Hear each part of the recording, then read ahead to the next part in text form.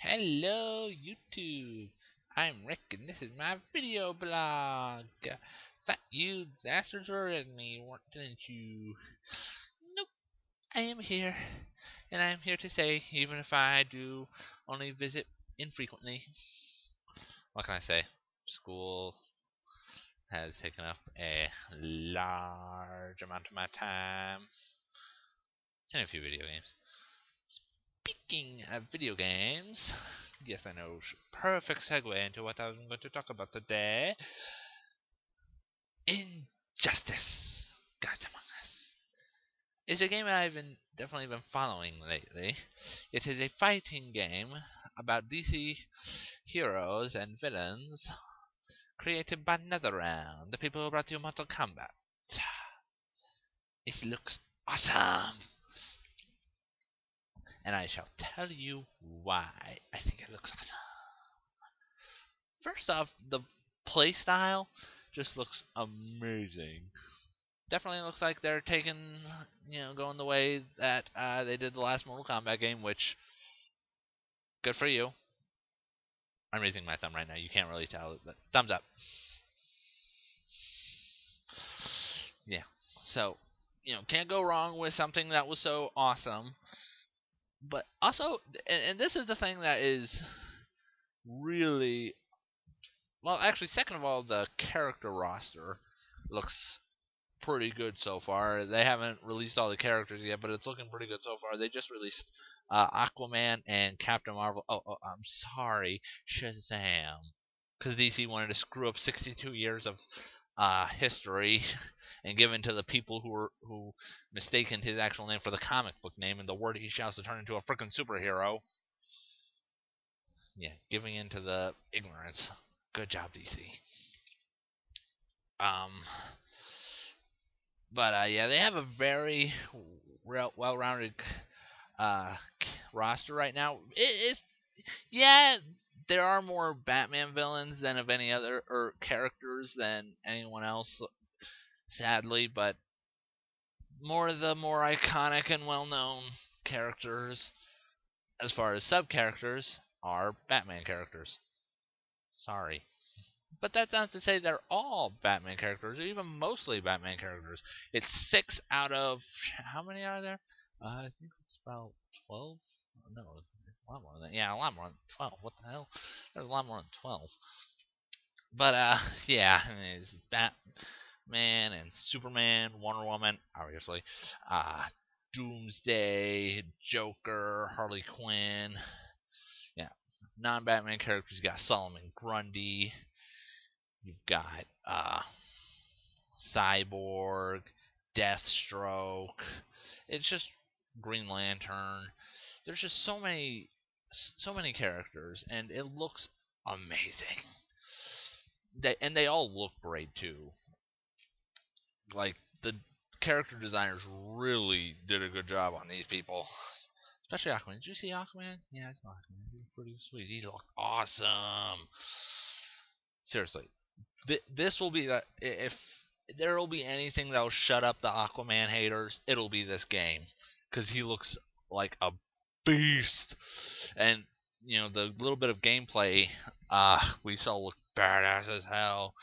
But the main thing that is drawing me towards it, which is not something you hear a lot of people gravitating towards in a fighting game, the story. Yeah, you just heard that right. The story looks interesting. Uh, Not trying to give away spoilers, but they've released trailers for this, so obviously it's not too spoilerish. But the catchline of the game is Injustice: Gods Among Us. What if our greatest heroes became our greatest threats? So you're gonna have a lot of heroes being the bad guy here. Primarily Superman. Yeah, I know.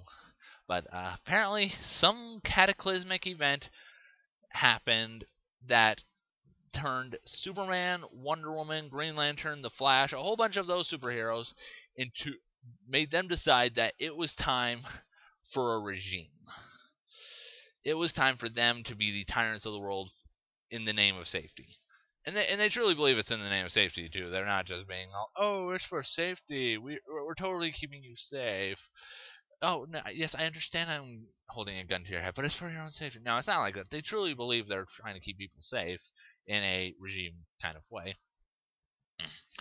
But something happened that basically had them at the point of, you know what, we are not making a difference here, okay? People are dying no matter what. It is time to step it up a notch. And so, of course, you've got other heroes, Batman, because of course, gotta please the Bat nerds, that are like, no, safety is, or freedom is just as important as safety, and so they rise up against it. And first off, it's definitely interesting on that aspect, because when you see all the characters, you can't help think, when they announce this character, is he with the regime or the resistance? And it's kind of interesting trying to figure that out. And then you actually find out the answers, and you're like, what? I would have totally pegged that. If I had decided, I totally would have pegged that with, resistance or regime. I think the ones that we know so far, the regime consists of Superman, not Aquaman, Wonder Woman, the Flash, and Green Lantern. And some of those guys got dark. Like, you see Green Lantern come up to Batman like, oh, look who I found. And he looks like he's about to, like, he is going to gleefully disembowel Batman. Plus he's in a Sinestro Corps outfit, so that just freaks you out. It's like, holy crap. Not only did he, betray morality, he betrayed the freaking Green Lantern Corps. That's a big deal for Green Lantern.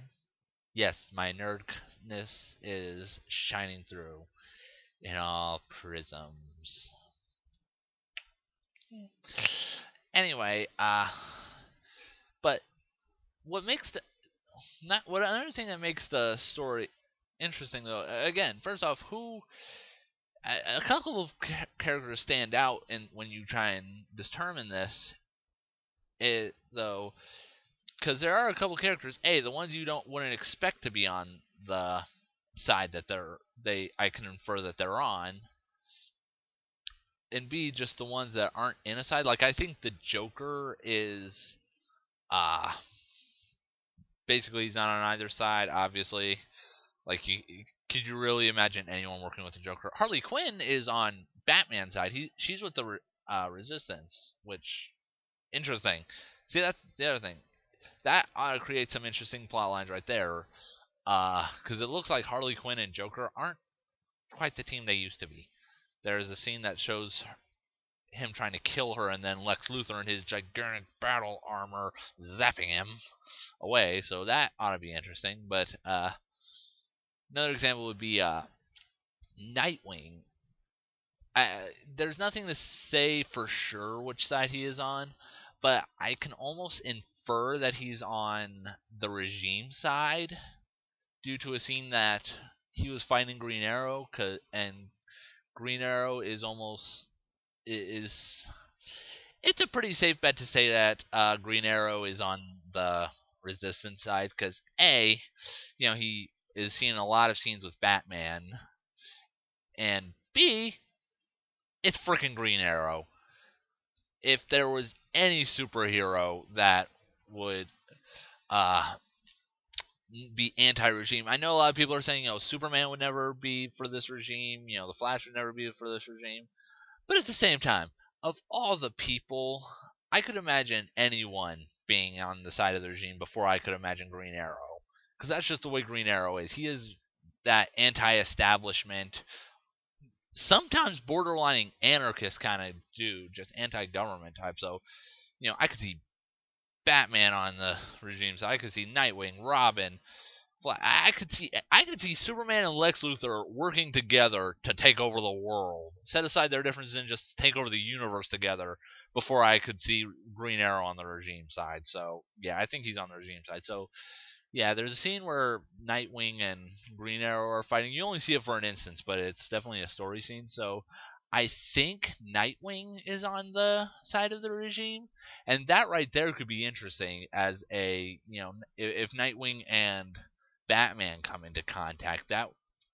right there, kind of father versus son kind of deal, would be holy shit awesome story to go with. I really hope that NetherRealm takes advantage of that. If I am inferring correctly about uh, Nightwing's alignment, because that would be awesome.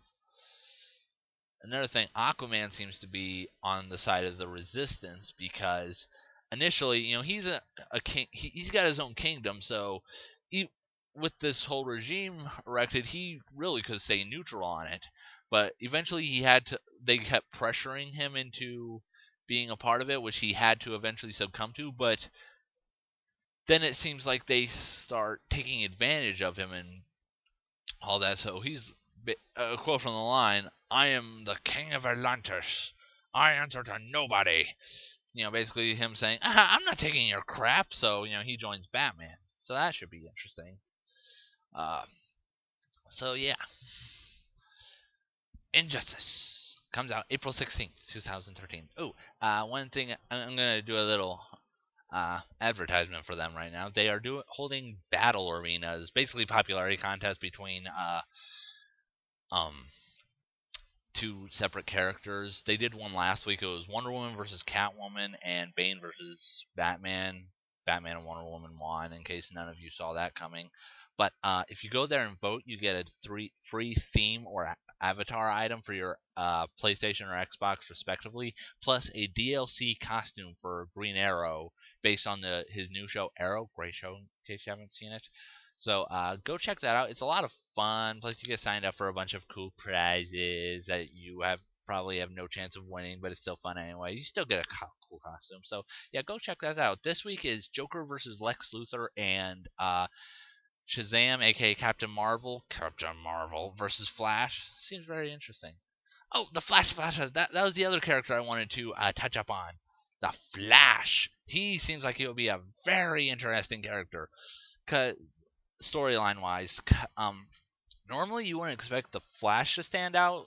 I know he was pretty cool in Justice League, but in the Justice League cartoon, but there are only a few times that he really stood out. But well, different Flash. But anyway, he seems to be that guy that is on the regime side, but is starting to realize how bad of an idea it is, and that right there is awesome. That is a character this kind of a story needs, and it seems like Flash is that guy. Based on all of this is inferred through a couple lines of dialogue, but yeah, Flash seems to be that guy on that side. The unsure bad guy, and he seems like he'll pull it off awesomely. So, but yeah, you definitely check out all the videos they have on it. It looks like it's going to be awesome, and I cannot wait until April to check this game out. So, until next time, if I ever find anything else to talk about, peace.